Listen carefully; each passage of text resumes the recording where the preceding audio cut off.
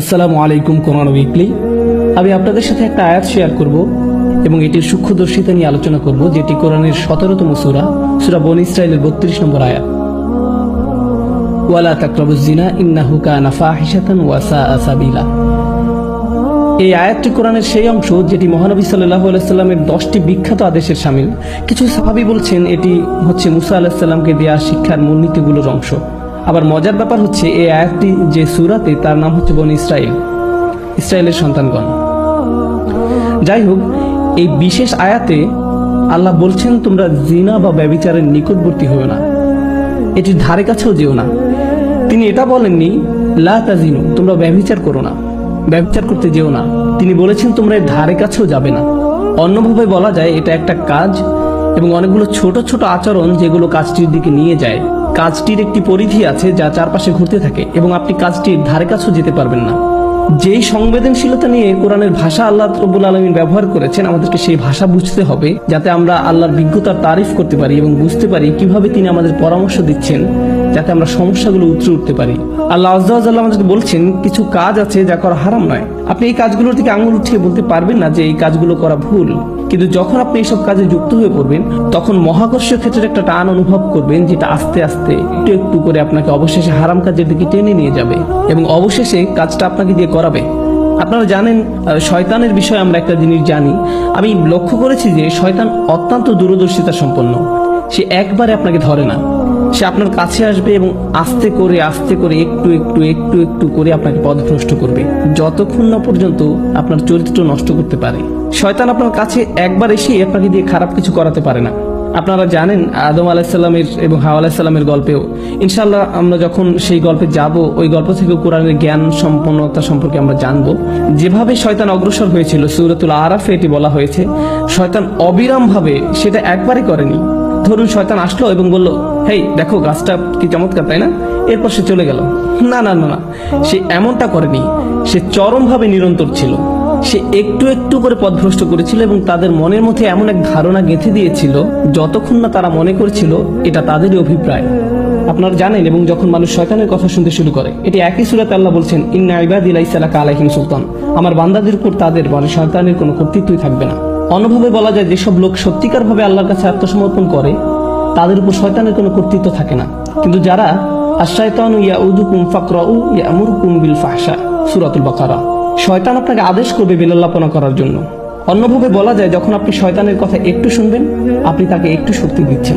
আপনি তার কথা আরেকটু ভালোভাবে শুনবেন, তো আপনি তাকে আরেকটু বেশি শক্তি দিবেন। আর আপনি যখন তার কথা অবিরামভাবে শুনতেই থাকবেন, একসময় সে আপনাকে আদেশ করবে। আপনি নিজেকে এমন ভাবে বলবেন যে আমি আমার নিজেকে সাহায্য করতে পারছি না, আমি এটা জানিও না, আমি জানি না কি করে আমি কম্পিউটার বন্ধ করব, আমি জানি না কিভাবে প্রতি রাতে এটা হয়ে যায়, আমি জানি না কিভাবে আমি ওইখানে ওই চ্যাটগুলো করি, আতঙ্ককর ওয়েবসাইটগুলো লগ ইন করি, আমি এইসব কেন করছি, লিফটে অথবা যখন আমি রাস্তা হেঁটে যাই কেন আমার চোখ আমি নামিয়ে রাখতে পারি না, আমি নিজেকে সাহায্য করতে পারছি না, আমি জানি না কি করা উচিত। আর আপনি জানেন শয়তান আঁকড়ে ধরে, বেশ শক্তভাবে আঁকড়ে ধরে, বদ অভ্যাসযুক্ত চক্রের মধ্যে আপনাকে টেনে নিয়ে যাবে। আমরা বলতে পারি এটা আস্তে আস্তে খারাপ, আরো খারাপ, আরো খারাপ এবং অধিকতর খারাপের দিকে টেনে নিয়ে যায়। আপনি যদি এটা স্বীকার না করেন তাহলে এটা অধিকতর খারাপের দিকে যায়, আর এটা আপনার আত্মা একদম ধ্বংস করে দেয়। আল্লাহর সাথে আপনার সম্পর্ক নির্ভর করে আপনার অন্তর কতটা পরিষ্কার তার উপর। যতবার আপনি অশ্লীলতায় উদ্ভাসিত হন, আপনার অন্তরের উপর আরো ময়লা, আরো অন্ধকার, আরো আবরণ ঢালতে থাকে এবং ঢালতেই থাকে, যতক্ষণ পর্যন্ত না আপনি আল্লাহর কথা শুনবেন কিন্তু আপনার চোখে এক ফোঁটা পানিও আসবে না। এটা আসবে না কারণ আপনার হৃদয় এতই কঠিনে পরিণত হয়েছে যে আপনি যত অনাবৃত অবস্থা দেখেছেন, যত পাপ করেছেন চোখ দিয়ে সব সময়, আর আপনি এটার গুরুত্বও দিচ্ছেন না। আপনারা জানেন একটা সুন্দর হৃদয় যন্ত্রণাগ্রস্ত হয় যখন অসমীচীন কিছু একটা দেখে যা আল্লাহর নির্দেশের সাথে শামিল নয়। এটা আকর্ষিত হয় না, বরং যন্ত্রণাগ্রস্ত হয়। অবিলম্বে তার বিবেক চাঙ্গা হয়ে ওঠে, অস্থিরতা বন্ধ হয়ে যায়। যখন আপনার এরকম হৃদয় থাকবে, এরকম অবস্থায় যাবেন, আপনি নিজেকে নিয়ন্ত্রণ করতে পারবেন। এগুলোর মধ্যে ভালো কিছুই খুঁজে পাবেন না, আপনার এমন কোনো অনুভূতিই হবে না। আপনার এই অনুভূতিও হবে না যে এটা ভুল। যেটা হবে, আপনি কোনো বোনের দিকে তাকানোর আগে তার আশেপাশে দেখবেন যে অন্য কেউ তাকে দেখছে কিনা, এবং তারপর আপনি ভালো দৃষ্টি নিয়ে তাকাবেন। দেখবেন যে আল্লাহর ভয় একদমই নেই। একমাত্র যে ভয়টা আছে সেটি হলো পাপের ভয়। পাপ ছাড়া আর কোনো ভয়ই নেই। কি ভীষণ অতিমানবিক অবস্থা এটি। আল্লাহ বলছেন ইয়ালামু খাইনাতাল আয়ুন ওয়া মা তুখফিস সুদূর, তিনি জানেন চুরি করে তাকানো, একটু এদিক সেদিক তাকানো, তিনি এটা জানেন। আপনার একটু চাহনি, আপনার তাকানোর মানে কি, এবং তিনি জানেন আমাদের বক্ষস্থল কি লুকিয়ে রাখে।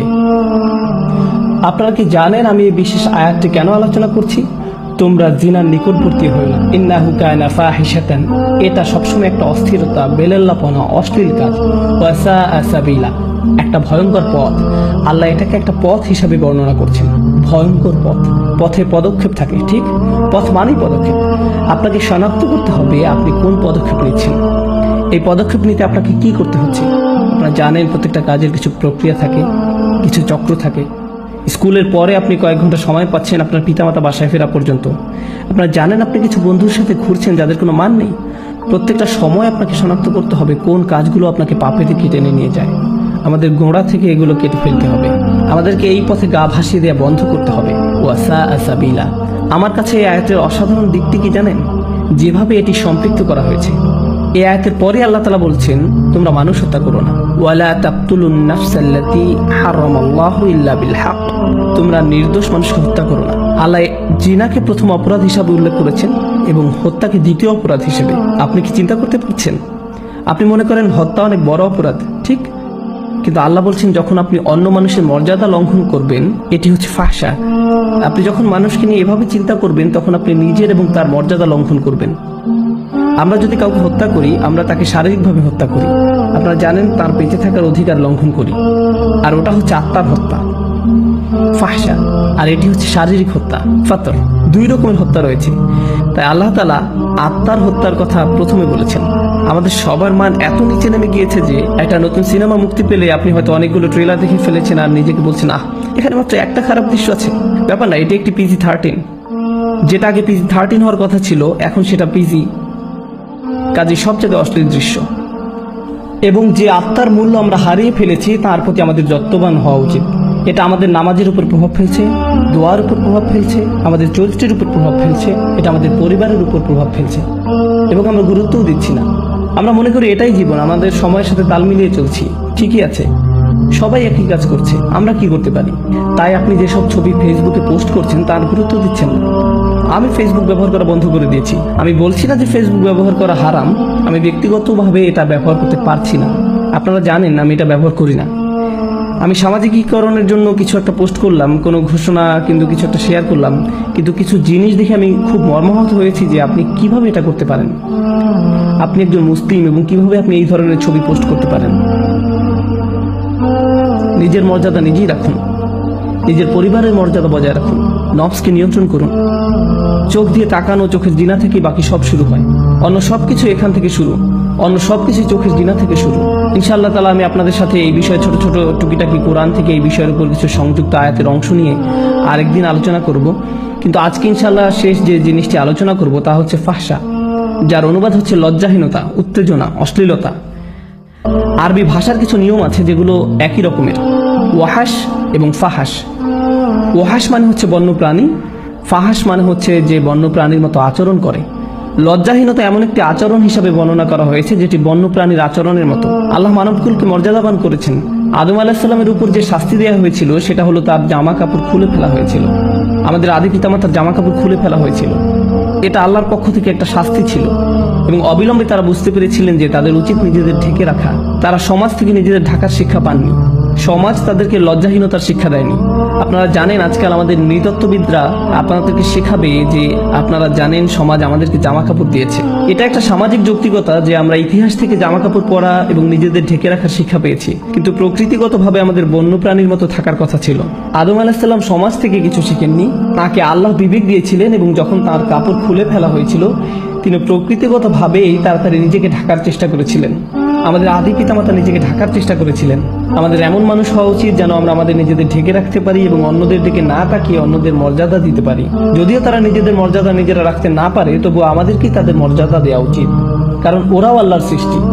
এবং আমাদের নিজেদের প্রতি সম্মিলিতভাবে মানবকুলের প্রতি বেশি সম্মান বোধ থাকতে হবে, তাদের দিকে না তাকিয়ে যেভাবে এক বন্যপ্রাণী অন্য প্রাণীর দিকে তাকায়। আল্লাহ আজ্জা ওয়া জাল্লা আমাদের আধ্যাত্মিকতা বৃদ্ধি করে দিন।